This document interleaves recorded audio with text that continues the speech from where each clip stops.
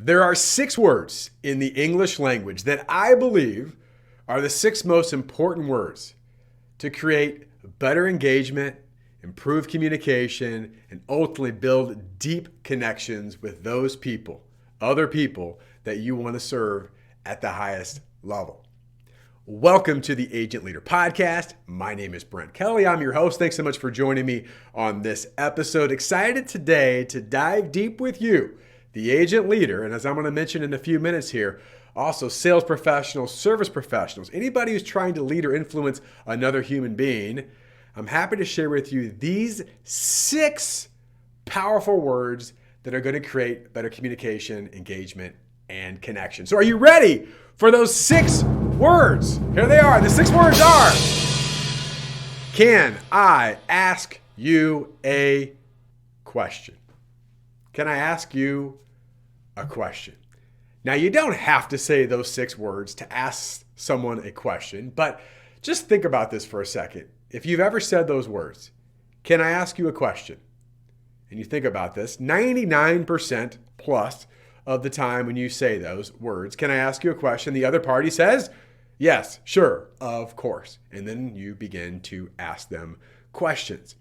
So in today's podcast episode, I'm going to talk about not just those 6 words. I'm going to give you 4 reasons why this is so important, right? Asking questions at a high level. And I'm also going to give you some tangible solutions that you can take back right away to your agency to begin to improve how you ask questions, how you get greater engagement, which of course ultimately is so important. And I believe this. I believe that asking questions is the number one skill above all skills for you to learn. And when I say the number one skill to learn, I'm talking about agency leaders. I'm talking about sales professionals. I'm talking about service professionals, right? Agency leaders. Asking questions, engagement, communication, connection with those people on your team, your carrier partners, your community members, influencers, sales professionals, of course, clients, future clients, centers of influence, service professionals, the clients and the people that you serve and work with, right? There's such power in asking questions. And so it works again for all 3 of those categories. And I do want to take a minute to mention that the second quarter of 2024, we are now open for membership in the Sitkins group. And the start of our membership is a 90-day fast track where we get producers, the sales professionals, the producers, service professionals, as well as agency leaders, in particular the sales leaders, all on the fast track in the first 90 days. So if you want to learn more about that, we continue to get great results with agencies. We're excited about the membership opportunities. And of course, we reinforce these as well, these programs along the way. Go to sitkins.com. If you go to our website, sitkins.com, here's another note. We've just updated our website. You can learn about what we do, why we do it, and of course, learn more about how to get involved and learn more about what we do. We love to have a conversation with you to see if it's a fit for you and your agency. So I want to share that because it is for all 3 of those demographics, so to speak, today. Agency leaders, sales professionals, and service professionals. And before I get into the 4 specific reasons why this is so important and give you some context around it, I'm going to give you an overall thought on this. Here's what I believe. I believe that in today's noisy, distracted world that we live in, and we know it's noisy and distracted. All right, I feel the same way with all the things that are going around me. I'm sure you probably feel the same way too. I believe this, that in this crazy world, the number one gift, the best gift you can give another human being, right? You ready? Is your complete time and attention. Your complete time and attention, whether it's for 30 seconds, 3 minutes, or 30 minutes, that when you're with that person, you are with that person and you can feel it, right? When people are truly engaged with you. And I say that because what questions do is set this part up really well. When you ask a deliberate, intentional, thoughtful question to another human being, you are saying to them, again, with the right heart, I'm not saying you can't ask bad questions or questions that you were told to ask, right? But if you are doing this the right way, the other party is going to go, wow, I feel valued and I feel heard, right? I feel valued and I feel heard. And you're a person that I like to be around, right? I mean, there's simple feelings of that, but they're also really, really powerful. So I want to start by saying that because I just think sometimes we miss it. We miss the boat of just be with people, right? Just be 100% present. And saying these 6 words, can I ask you a question, is setting the foundation for that. So why are questions so impactful? Because to me, the why is as important, if not more important, than the what and the how, which we're going to talk about some of those as well today. But why are questions so impactful? Again, this is for agency leaders, sales professionals, service professionals. So make sure you've got a pen and paper, take some notes, share this episode with others on your team and go, hey, listen, are we doing a good job of asking questions? Because this is why it's so important. Number 1 is that it allows you to truly control the conversation. Now, I just talked about being felt and being heard, right? But just because you're allowing another party to be felt and be heard and to be understood, which is critically important, doesn't mean that you don't have control of the conversation. Because again, when you're prepared and when you're deliberate and when you're intentional and you know the person you're going to talk to and you think, you're thoughtful about your questions, you truly have control of that conversation. You direct the conversation. You lead the conversation. And I want to give credit where credit is due. So I'm holding up a book right now, and I'll read it for the audio listeners of the podcast. The 21 Secrets of $1 Million Sellers, the book written here by Stephen Harville. Fantastic book. And then chapter 8, he talks about in one of his 21 secrets, go figure, there's 21 secrets in the book of 21 Secrets of $1 Million Sellers. But in secret number 8, he uses an acronym, WAIT, wait. And WAIT stands for, why am I talking?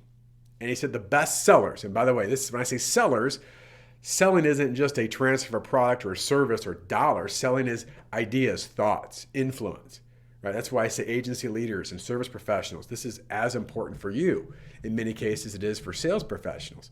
But when you think about, wait, why am I talking? He talks about the fact that we should be asking questions about 20% of the conversation and actively listening about 80% of the conversation. And I'm sure you've had this experience where maybe you had a conversation with another person and they asked you questions and they were very thoughtful and they listened and they were present. And when you got done with that conversation, you were like, wow, I really love that conversation. I really like that person, right? What did they do? They were thoughtful, deliberate, and asked you questions. They talked about 20% of the time and they listened 80% of the time. So what I would say with this is just be aware of this, right? Just think about your recent conversations that you've had, whether it's in person, on a video call, on a phone call, at work, at home. Man, I'm guilty of this, right? And ask yourself, am I talking the majority of the time or am I listening the majority of the time? And even for those of you like me who need to be able to present and deliver and speak, you will have your opportunity. Right? But don't miss this idea and this, again, this value of saying, listen, I'm going to wait. Why am I talking? So keep that kind of as an eyelid tattoo, right? Just on there or somewhere in a mirror and just ask yourself, am I doing too much talking? Number 2, why this is important, and I'm going to consolidate a couple ideas here together, is that number 2 is that it creates pain and opens new files. And these are related. I'm going to explain both. Creating pain is pretty simple. Right? Our goal isn't to, have a conversation and go, I wonder how much pain I can cause this person. But great conversations and you ask questions, creating pain allows us to get to the real issue, right? Get to the real issue. What's really going on? And if we just assume things or don't ask deep enough, which I'll talk more about, we don't often get to the true pain. And this is true professionally. This is true personally, right? You get a lot of head answers or high-level answers that really don't get to things that we can solve. So creating pain isn't just about beating people up, so to speak. It's about really learning what's going on, really understanding the frustrations, the challenges, the difficulties that someone or a business is going through so that we ultimately can help them in some way. Otherwise, we may be trying to solve a problem that doesn't really exist, or we're solving the wrong problem because what we first asked was not a deep enough question, or we didn't go deep enough. So creating pain, again, in correspondence to this, it's also about opening new files. And these are certainly related. Opening new files is a concept that we talk often in our Sitkins programs to producers and leaders about opening new files. What does that mean? It means that in most conversations, we have files in our brain that we pull out saying, hey, I'm talking to this person or this organization, and these are the answers I'm going to give, or this is how the conversation almost always goes. I'll give you a very simple example. For most sales conversations in insurance, the other party thinks that we're going to want to look at their policies and get some quotes and ask them basic questions about coverages and go back and then come back with the same rigmarole, right? So just by being able to get deeper, deliberate, intentional, being very prepared, we can begin to ask questions where they respond something like this. Wow, that's a great question. I've never really considered that, or I've never thought about that before. Right? You got me thinking. And that is opening new files in their brain. And that goes back to controlling the conversation. But this is why questions are so important, is we help people to think differently about the situation. And questions certainly can do that. And going back to the pain, right? To me, emotional pain or emotion of any kind, right, is generated through great questions, right? That's what questions do, is they generate some form of emotion, which we know, whether it's an idea, product, service, that people buy emotionally and they justify intellectually. We've got to find ways to create emotion, and questions certainly do that. That's number 2. Number 3, why are questions so important? Well, questions provide buy-in. It gets you buy-in from that person that you're communicating with. People buy, again, ideas, products, services, whatever. They buy from their reasons, not yours. Right? And so often this comes back to, I'm going to tell you about this, and let me tell you about how long we've been in business. Let me tell you what we do, and let me tell you why we're so great. And let me tell you, right? All this stuff. And it makes us feel good sometimes. Like, oh, I just gave them 2 pages of our brochure about how cool we are. They must be so impressed. Probably not. Right? People don't buy for your reasons. They buy for their reasons. So being prepared and asking questions will provide much greater buy-in. People lean in. They're part of the discussion. They're part of the conversation. And this goes back to some of the sales 101, right? I mean, just the analogy of, are you sitting across the table from someone, or are you sitting next to them, right? When you ask questions and you're walking them through things, you are sitting next to them, whether it's on the phone or Zoom. Like, the analogy is that we're working together on some of this stuff. And because of that, we're getting greater buy-in. If you say it, it might be true. If they say it, it is true. So we want to ask questions to get them to say it. Which leads me to number 4 of why this is so important, and questions are so important, is that it creates action. Questions create action. They lead people to a result. By the way, the action could be no, but the action could certainly be yes. And some of the things we run into in communication engagement is that sometimes we end conversations and there's no decision at all. Like, I would rather have a no than I would I don't know, we'll just kind of see what happens, right? So asking questions will create action. And there's a lot of different ways that we could look at this, right? I mean, it's this idea of what's the next step for us in moving forward? How do you proceed, right? All these kind of things, or how will we proceed together? And I'm not going to get to all those questions, but this idea is, when we ask them, we begin to create action steps of moving forward. And there's clarity around that.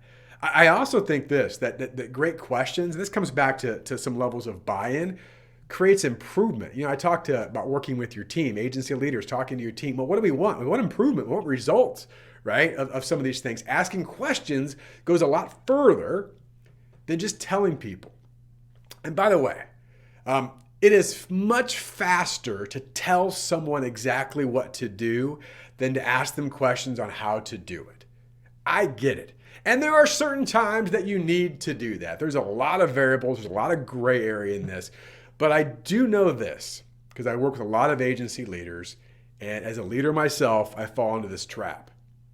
That if we get too caught up in telling people exactly what they need to do, because I've done it, I've been there, I know it's faster, I've experienced, and not allow them to think through the solutions, you are doing them and your company a disservice.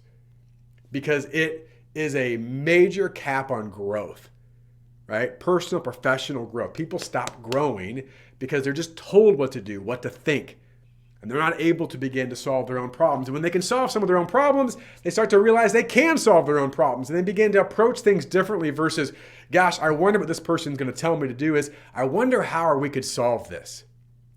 I'll give you a really good example of this. When I was part, and still I am actually, but when I was attending a John Maxwell leadership event years ago, there was a really good illustration of this. There was an instructor who got up and was talking about coaching, right? By the way, coaching is asking great questions. That's what great coaching is, asking great questions. And we did a juggling exercise. Imagine that. We were sitting at the table, and there's a bunch of people in the room, and we got up, and there were 3 juggling balls at the table, and they said, hey, you pick a partner there and get up, and we're going to juggle. Like, okay, what in the heck are we doing? And the first person that went, and none of us really knew how to juggle. Maybe a couple people did, but most of us didn't, right? So the first person would go and they would start juggling. And as the coach, your job was to tell them what to do to improve, right? So you'd be like, hey, raise your hand higher, throw the ball this way, or do one at a time, right? Or whatever. You give them instructions, and they were sitting there trying to like listen to you and improve. And maybe there was some slight improvement, but not a lot. And here was the magic. The second time you reversed roles, and the other person could only ask you questions. So you would start to go and you would struggle and go, well, tell me why you're doing that, right? And you'd be like, well, why am I doing that? And tell me how you're doing. I don't know, how am I doing that, right? So they would ask you a number of questions, and you as the juggler are thinking through going, why, how, what could I do? And the method or the improvement that we would see in the second form was incredible. So I say all of that to ask you, whether you're an agency leader, a sales professional, service professional, is are you asking questions to create action and results that sometimes does take more energy effort, right? It does take more energy and effort, but when you do, it creates way longer lasting results. Or are you just telling people, here's what you need to do. Here's how you do it. I mean, this happens in sales, right? For producers as well. Oh, I've been doing this for a while. Here's what you have to do. And not only does that not create buy-in, it often creates resistance. Oh, right? Versus, let me think through this. In fact, just to give you a mindset from sales professionals for producers, we believe and we teach producers in our teams of the Sitkins Group that the best insurance programs are designed by the person who's going to buy the insurance program. In fact, if you ask enough questions, they begin to design their own insurance program or plan that they ultimately buy from us. That's what happens, right? They design it. At the end of the day, it's their idea, not yours, right? So a big part of that is it creates actions, it creates results. So those are the 4 areas. And again, just as a review of this, of the 4 things. Why is it important? It allows you to control the conversation. Number 2, it creates pain, opens new files. Number 3, it provides or gets greater buy-in. Number 4 is it creates action and or results, right? Which is ultimately what we want. Now, not all questions are created equal. And I'm not going to spend a ton of time here because I could do a whole episode. We do training in depth on really asking questions that are the most impactful questions you can ask. But I'll keep this really simple because this is again, an awareness tool that you could walk out or after listening to this podcast go, I wonder how I'm doing in this area. There are bad questions and there are good questions. And I will categorize this very simply. Bad questions are typically, and most often, closed-ended questions. Closed-ended questions. And this may not be the first time you've heard this, but closed-ended questions are yes or no. Do you, blah, blah, blah, blah? No. Have you, blah, blah, blah, blah, blah? Yes. Could you, do? No, right? It's yes or no. And it doesn't spur thought. And often it's very hard to create deeper engagement on yes or no questions. And most people, quite frankly, because we do some role play in this in our programs, they think they're really good at asking open-ended questions until they actually watch themselves or role play with someone else. So here's what you could do, right? Again, first of all, practice this. I'm going to talk about this. So you could video yourself, record yourself audio-wise, or certainly do have some conversation and role play. And here's one thing you could do. As you practice asking better questions, if you ever ask a closed-ended questions, we do this in our programs, and you're role-playing with another human being, just have that person shout, no! Or yes! Right? And you know right away, oh my gosh, I just asked one, right? Because I think psychologically, I'm pretty good at it. But like a lot of things, until we really analyze ourselves, we realize I probably do ask a lot of closed-ended questions. Now, good questions are obviously the opposite. They're open-ended questions, right? And again, these take some thought and some practice. And you think about, what would it look like? I mean, just spin some of these things. Instead of do you, could you, have you, just say, hey, what has been? What has been blank, blank, blank? Oh, well, it's been this. And I'm just giving you some examples. How do you currently blank? Well, we do it like this, or this is our current process. Why do you feel this way? Why is it that you feel this way? Well, because of this and this and this. Here's one that's really easy for any of you. What frustrates you the most right now in this particular area? Or what is your greatest frustration in this area? My frustration is this and this and this and this, right? So people like to talk about frustrations because it's top of mind and it's frustrating, right? People are aware of their frustration. So again, I would just say this: analyze yourself in different areas. And this is such an important exercise for any team to do, but do we ask enough open-ended questions? And I just think we take it for granted. And because we take it for granted, we miss huge opportunities to engage people at a much deeper level, create greater connection points. And by the way, when you ask a great question, that is only the first of many great questions you should be asking. Yes, you can have questions prepared, but when you ask a really engaging question and people begin to talk about the situation, amateurs go, oh, I got it. Here's what we're going to do, right? The very first time someone answers your question, you jump on a solution or answer. Professionals and people that are insanely curious, right? Like, this isn't just prepared. I really want to understand. Help me understand more. They get a response and they go, wow, that's fascinating. That's interesting. Tell me more about that. Why is that? Could you expand on that? Right? And then they answer again. That's interesting, right? And there's even these ideas of question reversal, where we just want to keep going deeper and deeper and deeper. And again, you got to use common sense. At some point, you need to reply. But it goes back to what I said at the beginning of this podcast episode. Too often, we're trying to solve problems or answer questions that isn't really the root cause problem or issue, right? We're not. It's superficial. So we've got to continue to go deeper. By the way, you want to clarify. When you're asking questions, oftentimes people will give you an answer. It might be generic or might just be what you think, or maybe you're not on the same page. Give you an example in insurance. People might say, well, what do you value most in your insurance program? What's most valuable to you in your insurance program? Brent, it's really our service, right? It's our service. Now, again, an amateur might say, oh, today is your lucky day. Our agency prides itself in service. I mean, we've been around for 100 years. We do a great job. Our team is amazing. We have great service. But neither one of you have defined what the heck that even means, right? What is service to them? What does service mean to you? So part of this is being able just to clarify. When you say service, what do you mean by that? Help me understand. Right? Well, I mean this and this. Oh, well, tell me more about that. What frustrations have you had in that area? Well, actually, we've dealt with this and this and this. Now, at some point, you can go, I get it. I hear you. Thank you so much for sharing that information, right? Because now you've got a greater depth of this. And by the way, if you want to keep things really simple, ask the 4-year-old question or the 3-year-old question, the toddler question, which is why. If you ever get stuck, hey, why? Why is that? Why? Right? And again, not to be a jerk, it's because you're insanely curious. I want to know more. So last part I want to get to is questioning skill improvement. Because I said asking questions is the most important skill that you can possess. The 6 powerful words, can I ask you a question? But this does not magically happen for you to get better at it.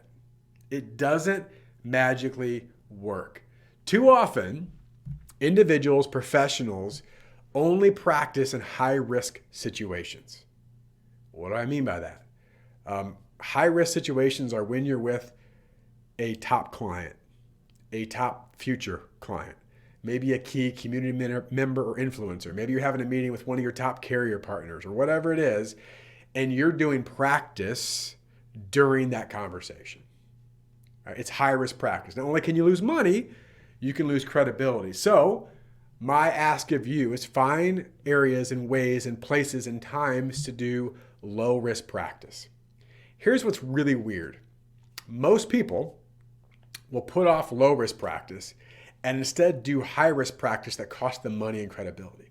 They will say, I don't need to do low risk practice. I don't have time for low risk practice, but I do have time to say something really stupid in front of someone who's very important. Right? I mean, and I've done it. I'm raising my hand. Like, I've been there. Like, why didn't I practice or rehearse that? And a big part of this is asking questions, preparing questions, and then modifying questions. And how could I best ask that question? Of course, getting to know the person you're going to be engaging with at deeper levels so that you can start by asking better questions, right? Versus, tell me what y'all do here. You should probably know that one, right? So start at a much deeper level. Also, I mentioned this already. Be aware, right? Just as you start having conversations, be aware at the end of every conversation. Give yourself a debrief. How did I do in that conversation? Was I talking too much? Did I have the WAIT, or was I talking 80% of the time? Right? And then here's the last thing I want to hit on. Asking questions, asking great questions does not need to be a solo project. Right? Certainly individually you need to raise your game and your skill and improve in asking questions. But here's the really cool thing.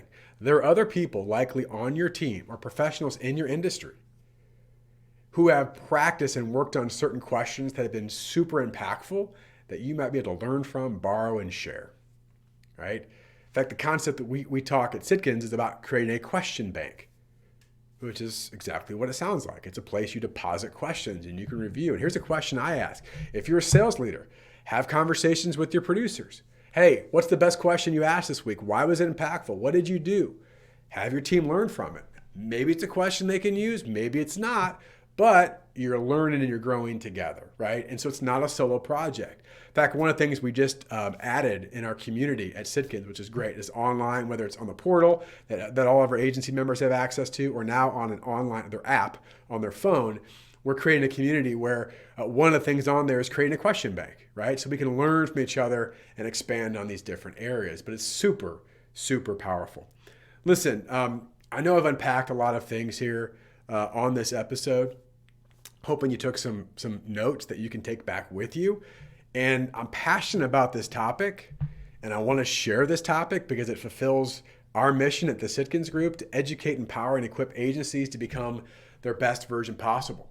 And asking great questions, being great at asking questions is going to help you do just that, help you become that best version possible. As I mentioned, if you want to learn more about our membership experience, we are open now for second quarter. Those programs start off in April. Don't miss it. And the next time that we run them is not going to be until August, I believe. I'll have to look ahead, but we've got a pretty big gap after that for the summer season. So don't wait. Don't wait to get your agency to be great. And so learn more about that at sitkins.com or sitkins.com/experience. With that, I want to thank you for being a listener. If this podcast is adding value to your life, your agency, please give a rating review. I appreciate that. We want to truly fulfill our mission and help as many agencies as possible. And this podcast, as far as I know, doesn't cost anything financially other than your time. And we appreciate that and want to thank you for listening. With that, I wish you all the best in your success. Thanks for listening.